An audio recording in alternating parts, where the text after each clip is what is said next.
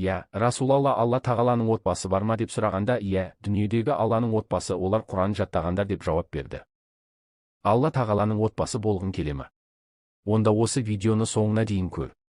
Егер ұнаса комментарийге әлхамдулиллах сөзін жазып пікір қалдыр. Лайк басып көпшіліктің көруіне атсалыс, қоңырау белгісін басып қой. Рахмет, ал бастайық онда. Бисмиллахир-рахманир-рахим.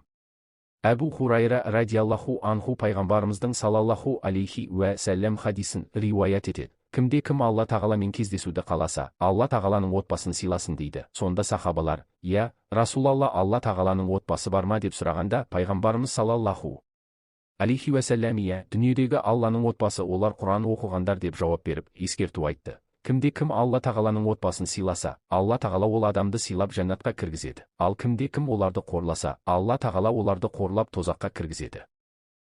Әбу Хурайра. Алла тағаланың алдында Құран жаттаған адамнан дәрежесі артық адам жоқ. Құран жаттаған адамның дәрежесі пайғамбарлардан кейін тұрады деген екен. Әнәс ибн Мәлик пайғамбарымыздан риуаят етті. Пайғамбарымыз салаллаху алейхи уәсәлем қияметте үмметімнің жақсыларын айтайын ба дегенде, сахабалар айтыңыз дейді. Сонда пайғамбарымыз салаллаху алейхи уәсәлем Құран оқығандарын дейді. Бұл хадистегі Құран оқығандар олар арабшадан тәжуидпен ережесімен оқыған адамдар турасында. Қиямет күні Алла тағала Жәбірейілге алейхиссәлем махшардағы Құран оқығандарды тұрғыз деп әмір етеді. Сол кезде Құранды жаттағандар Алланың құзырында сап түзеп тұрады. Дәуд алейхиссәлем сапқа тұрмайынша ешкім еш нәрсе оқымайды.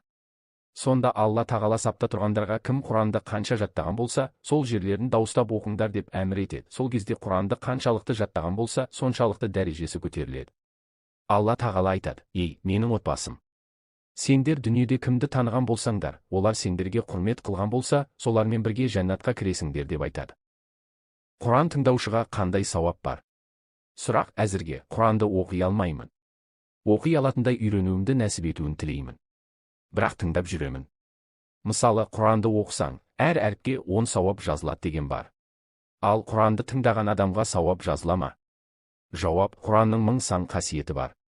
Құранды оқушы да, оны тыңдаушы да өзіне тиесілі жан азығын алары сөзсіз. Тіпті дәріппен Құран кітабын қолға алып парақтап зер салудың өзі сауапты іс. Әбу Хурайра радиаллаху анху риуаят еткен хадисте, кімде-кім Алла тағала кітабынан бір аятты тыңдайтын болса, оған еселеп сауап жазылады. Ал кімде-кім Алла кітабынан бір аятты тилауат ететін болса, оған сол аят қиямет күні бір нұр болды дегенде Құран кәрімге құлақ салып, тыңдау сауапты амал. Қадірлі пайғамбарымыз салаллаху алейхи уәсәләм өзі де арнайы Құран оқытып, жан тәнімен тыңдайтын болған. Бұл туралы Абдулла бин Масғуд радиаллаху анху: маған Алла елшісі салаллаху алейхи уәсәләм маған Құран оқып бер деді. Мен: уа, Расул Алла, сізге оқып берейін бе, Құран сізге түсірілді емес пе дедім.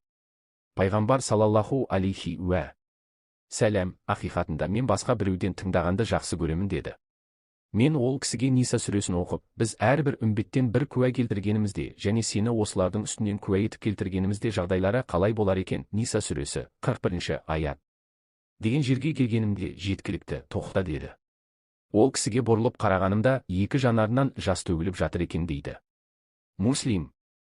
Демек, Құранды тілмен тилауат еткен сияқты, оған құлақ қойып тыңдауда, зер салып қарауда сауапты амал. Құранды тилауат ету деген Құранды оқу деген мағынаны білдіреді. Құранды жатқа оқу, қарилық пен хафиздіктің айырмашылығы немесе артықшылықтары қандай?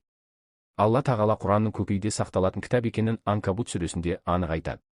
Ол Құран ілім иелерінің көкейінде сақталған анық аяттар.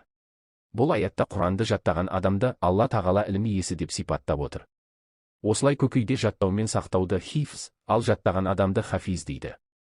Хафиздіктің тарихы пайғамбарымыз саллаллаху алейхи уәсәләмнің өзінен басталады. Пайғамбарымыз Жәбірейіл алейхи сәлемнен уахиді үйреніп әрі жаттап алатын болған.